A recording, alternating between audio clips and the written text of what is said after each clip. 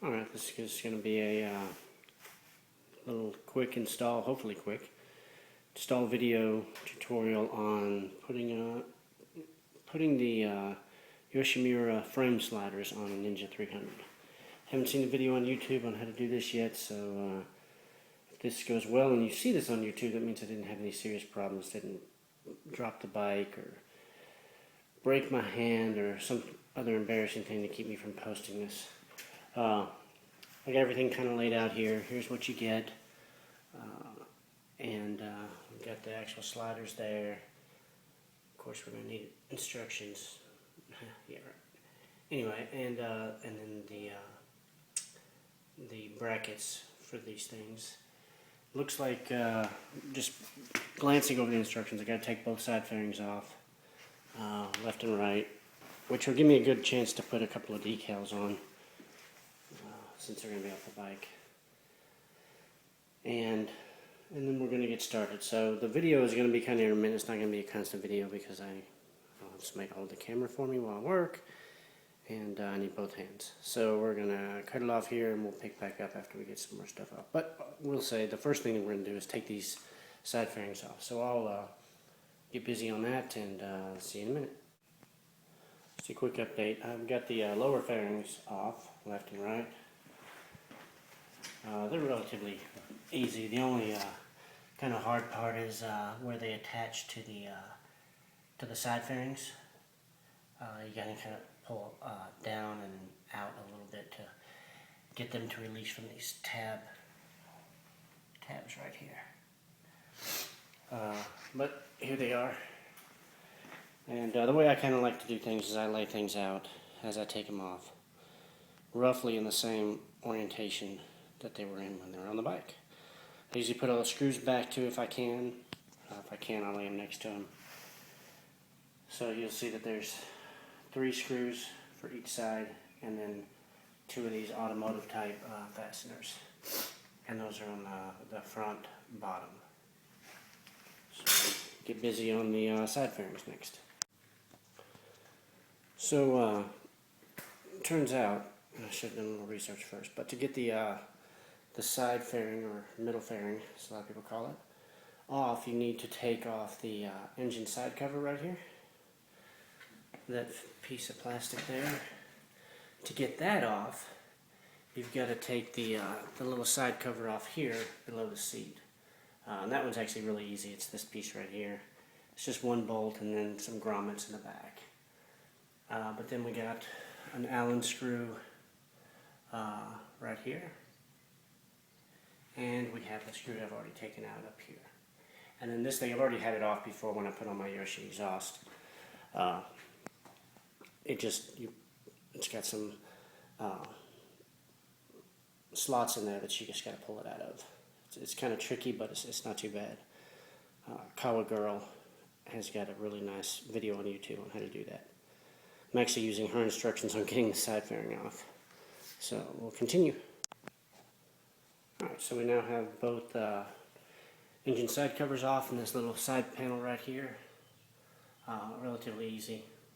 The big thing you got to worry about with this the engine side cover is don't just yank the thing off. You need to kind of gently pull around, use your thumbs under here to pop it loose here, and you'll want to do the same thing to pop it loose here. Because this grommet, and that tab right there, along with this tab that you can't hardly see up here, and a grommet up there as well. Those hold it pretty firmly in place. But now we'll get busy with the side fairing. Okay, this one I'll kind of go over a little bit of what I'm going to do before I do it. I've got this bolt out right here. This little Allen. Got that one out. The next one's going to come out as this one. Towel. I try to put a towel over the tank anytime I'm working around that area, so I don't want to ding it up with something. And then up front, right underneath there, there's a little Allen socket. And then we've got another one, looks like an 8mm down here. So that's 10, 8, and then probably a 4mm in the front, and then a 5 or 6 back here. I think it's 5. And then that's what we're going to do. One thing, the reason I'm doing this part and showing you what I'm going to do is to show you this. And that is, when possible, use a long extension when you're working around your fairings. I adopted this process a long time ago, and will save you a lot of heartache in accidentally nicking your fairings with your ratchet handle. So I would recommend using a very long fairing, getting the ratchet far away from your use a long extension, get the ratchet far away from your fairings while you're working with them. And we'll continue on now. So one thing I wanted to show you real quick is this, just give you a viewpoint, this is the bottom side of the inner fairing. And to get these things out, these are little automotive type fasteners. To get these things out, I'm using an Allen wrench, just a very small, probably a 2 millimeter, maybe a 1 millimeter Allen. It doesn't have to be metric; it can be standard, but it needs to be very small because what you're going to want to do is this right here. Put it in the middle, and then just push, and you're going to push that detent in, and that'll allow you to pull that fastener out. I've done it with the other ones. I wanted to save one to just kind of show you, but that's the best way to do that without actually breaking the thing. Alright, so side fairings are off now, and it really wasn't that hard. The bolts on the side, and we'll go over them with you real quick here. Like I said earlier, Kawa Girl has done a great job at putting up a video already on taking the middle or side fairings off, and I actually used her video to do this. So this is just a little overview I would recommend, and I'll be putting a link to it in the notes. But I would recommend watching her video. But there's several bolts. There's another one there. There's one up front that you can't see on the bottom over there. And then there's a little automotive type fastener up front, and then some tabs. But like I said, watch our video. That'll give you a better explanation of how to get those off. And now we're going to start on the real project, which is getting this stuff mounted. And we'll get started on that in just a minute. Quickly, I'll go over the mods I've done so far. They're not much. Full Yoshi exhaust. I've got Woodcraft clip-ons, low-rise clip-ons that I'm putting on this weekend also after this. And let's see what else. I've got a Yoshi fender eliminator kit coming. I've also got some Pazzo levers coming. You can see this one's broke off. Had a little bit of an incident. And it fell. And that's about all the damage it did, though. The rest of the bike, there's a couple little scratches on the fairing, but nothing major. So those are the mods I've done. And I've also, that you can't see, I've got a Area P fuel controller underneath the back seat. You can probably see some of the wiring that I had to do in relation to that. Let me turn the flash on here. Hold on just a second.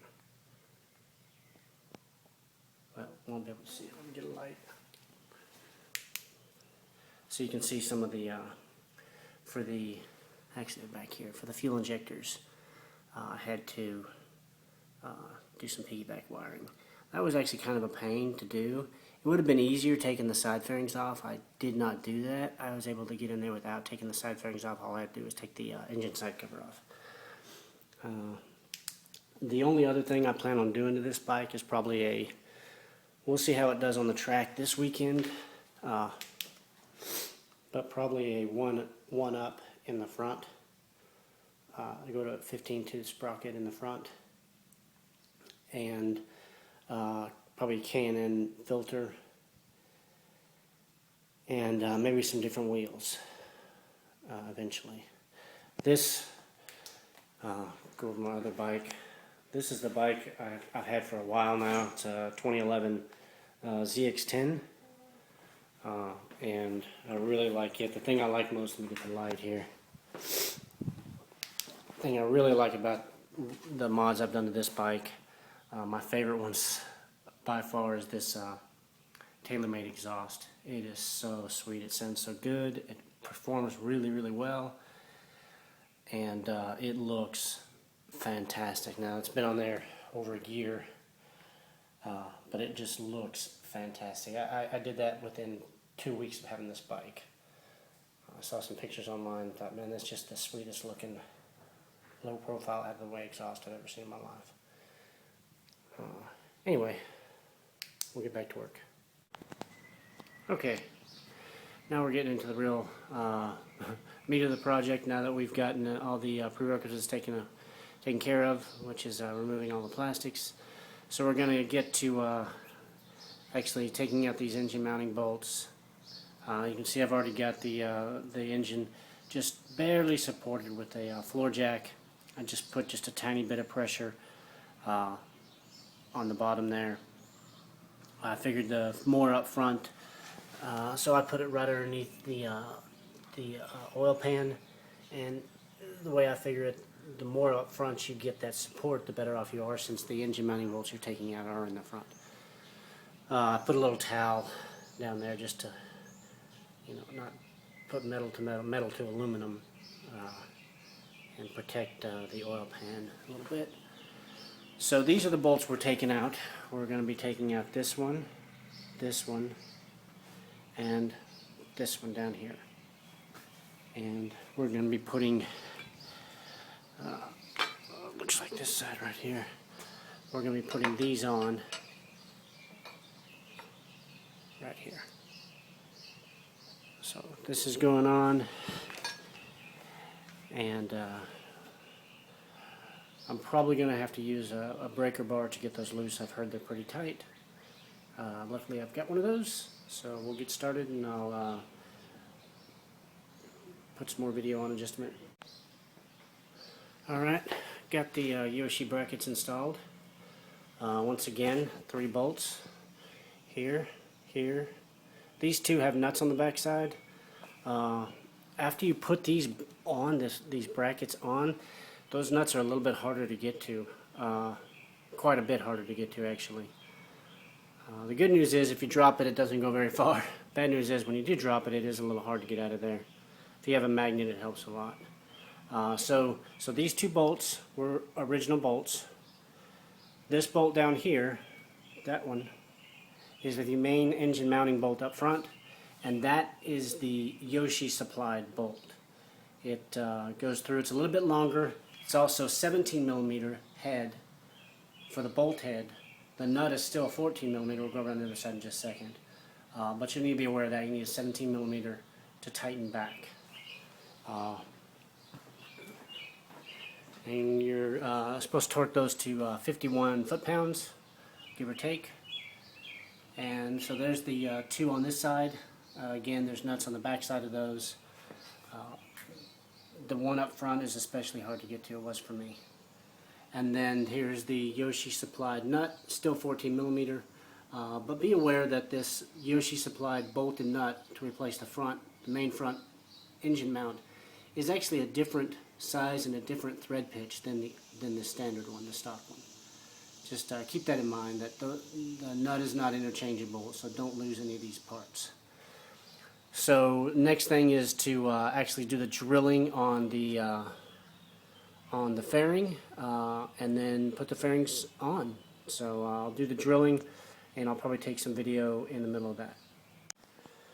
Okay, so I've figured out which hole they're talking about here. So you got to drill some holes, and there's actually 2 holes that you kind of got to, there's 2 templates here to go by. There's a pilot hole, which you can see is right there. Put my finger right on it. These are supplied by Kawasaki. It's on the inside of the fairing. You'll see the bigger hole here is the hole that you actually have to cut for the stock frame sliders from Kawasaki. It requires a hole saw. The frame slider from Yoshi is not that obtrusive. It requires something a little bit easier. So this is kind of how that's going to work. What has to go through is this. So not quite as big. I don't know if you can see. I've just kind of stuck it in there. You don't have to enlarge it quite as big as the Kawasaki hole, but if you do enlarge it that big, you do have plenty of room, and it's all going to be covered up by that anyway. So now again, this is going to be on the outside, but if you had a bigger hole, it really wouldn't hurt anything because it's all going to be covered up by that. That actually is going to go through the other side. So this sticks through here. I'm sorry, this sticks through there, and that's going to be what's protruding on this side, just like that. So I'm probably going to just go ahead and do the Kawasaki hole. The instructions say to drill the pilot hole and slowly enlarge the hole until you get it big enough, but I figure if I do the Kawasaki hole, it'll be centered both sides. And I think if I decide to go with, I don't think I ever will, but if for some reason I decide to go with the Kawasaki frame sliders in the future, it's not a stretch to, it'll be no fairing modification at all at that point. So I'm going to go ahead and do this drilling. I'm going to get me some, I got to go to the store and get me some painter's tape to put on the outside so that I don't damage the surrounding paint. And I'll post some more video in just a minute. Alright, so I've got one side drilled. This is the outside of that. I'll put some painter's tape on there to help prevent any kind of paint flaking from drilling that hole. So I drilled 3 holes total. I drilled a 1/8 inch pilot hole per the instructions. Then I went out to 11/64. Enlarged that pilot hole a little bit because there's the hole saw I used, and you can see that's a 1/4 inch bit that goes in the center of that hole saw in the arbor there. I didn't want to go straight from a 1/8 to a 1/4, so I kind of went in between. There's the hole from the inside. And by the way, for the factory recommends a 30 millimeter hole. I went with a 1 1/8 hole saw, which is a 29 millimeter hole, which is plenty big enough for the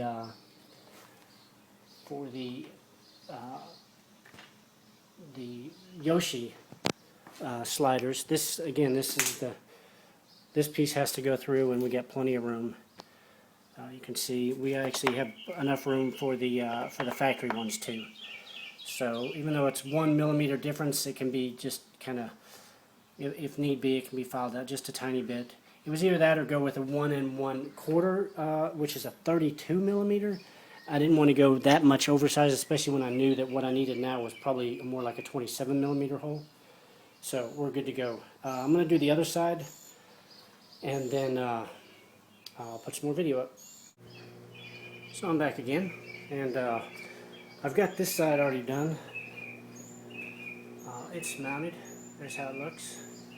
If you look real closely, you can see, a little bit of a extra large hole, but not a whole lot. I mean, it looks really nice, and I'm actually really impressed with the looks. But the functionality that it's going to give me, the protection it's going to give me, is a lot more important to me than just a little bit aesthetics if you look deep inside the hole or something. So that side turned out well, and this side I haven't put it on yet. I wanted to show you what the hole looks like before you actually put it on. It's a 29 millimeter hole. There's what we're going to be putting through it, and we could probably do that while we video. Let's see.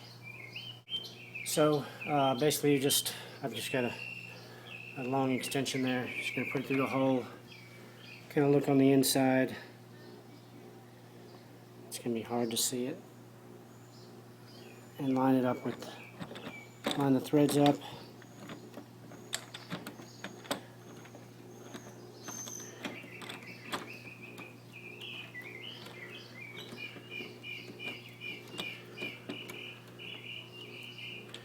Once you get it started, then it's just a matter of screwing it in.